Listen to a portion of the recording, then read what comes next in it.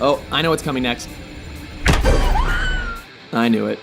Welcome to WatchMojo.com, and today we'll be counting down our top 10 horror movie cliches. I'm getting another beer. You want one? Yeah, sure.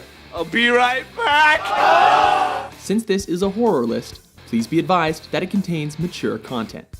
Number 10, nudity and sex equal death. Or we can have premarital sex. We love premarital sex. Let's kick off our list with the cliche that's probably the greatest reason many of us enjoy watching gore fests to begin with. Horror films always have people, specifically young adults, getting it on and bearing it all. Not just eye candy, it mirrors teen fears about sexuality. As a result, most horror flicks push the parent-approved message of abstinence. Don't believe us? Then why does the film's always blonde, quote-unquote, whore get axed and the prudish but keen-minded brunette always survive? You gave it up. Now you're no longer a virgin. That virgin. Now you gotta die. Those are the rules. Number 9, the black character always dies. If you think promiscuous blondes have it bad, well, the non-white character is even more likely to meet their bloody end before the credits roll. While there are so few non-white characters to begin with, they're always stuck playing the second fiddle as the best friend.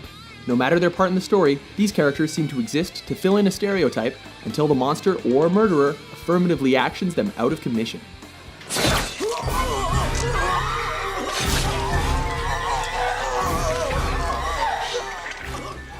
Number 8, hiding from death. What's the point? They're all the same. Some stupid killer stalking some big-breasted girl who can't act, who's always running up the stairs when she should be going out the front door. It's insulting. Now that we've discussed the cliches as to who will die first, let's take a look at how they die. Namely, cornering themselves by trying to hide like children, specifically under the bed, in the closet, or by running upstairs. We get it, they're scared, but a game of hide and seek is not likely to tire out undead killers or vicious space aliens, now is it? What they should really do is get the hell out. There seems to be only one way out of a hiding place, and that is in a body bag.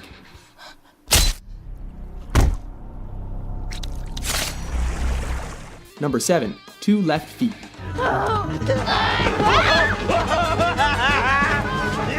Sometimes, the victims do decide to run, assuming they can escape their hiding place, and power to them. The problem is that this brings up another horror movie cliche. It seems that no movie character is capable of running more than a dozen feet without face planting.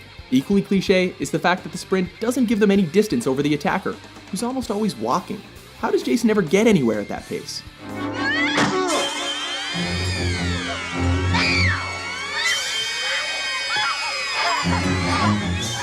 Number 6, knives only. Is there no Fifth Amendment in the United States of the horror movie world, save for zombie films? Granted, it's called the slasher genre for a reason. This means that it's not likely for anyone to be taken down by lead, leaving steel as the leading cause of boo-boos. Why doesn't anyone ever own a gun? A notable exception to this cliche is the police, but that never does them any favors either.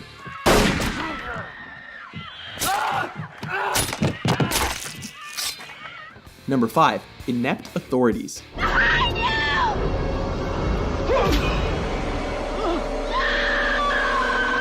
Carrying on that thought from the last entry, this cliche has been established for so long that we don't even ask ourselves why people don't run to the police anymore. We expect that anyone with a badge might as well have a target on their backs, as the killer likes to take them out with extreme prejudice. Same thing goes for the brave member of the group who always winds up not as alive as he started. Get away from him! But he stopped breathing! No!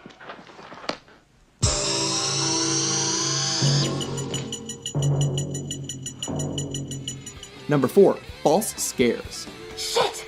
Hey! Jesus, Donna, you scared me. I'm sorry. Did anyone call for me? Everyone knows that the first half hour or so of a horror film is all build up and it's too early for anyone to bite the dust, with the exception of the opening 10 minutes. To keep up the tension, fake scares are sprinkled in to keep us guessing, and used near the end to keep us paying attention. I don't think there's gonna be any... You come here running, fighting. Just think of how many times characters bump into each other and that sharp sound kicks you in the ass.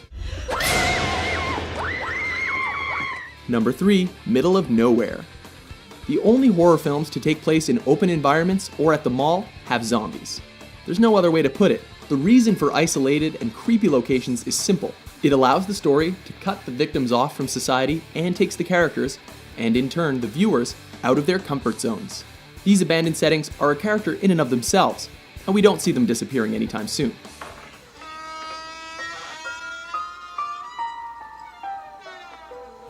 Number 2, let's split up. I need to make sure this place is safe. I'm gonna see if the doors over this way are locked. All right, let's head down there. Maybe, officer, you could go down that direction, check for... If there's one thing we wouldn't do if we were stalked by a blade-carrying psychopath, it would be split up. Why make it easier to get off one by one? I guess that removes a lot of the suspense and adds a sense of vulnerability. But isn't there a way to force the members to split off, rather than have them randomly scatter like cockroaches when the lights turn on? We should split up. Maybe we can cover more ground that way. Yeah.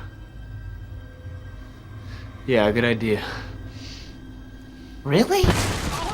Number 1, why won't he die?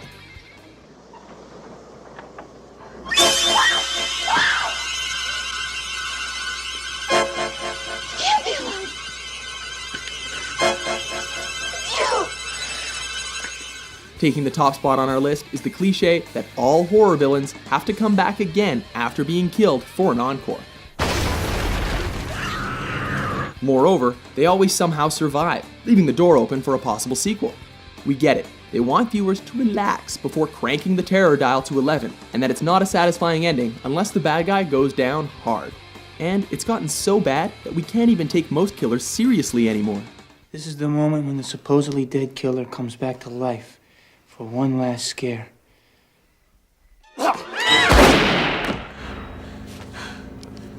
Not in my movie. Agree with our list? What do you consider to be the most overdone horror movie cliche? For more entertaining top 10s, be sure to subscribe to WatchMojo.com.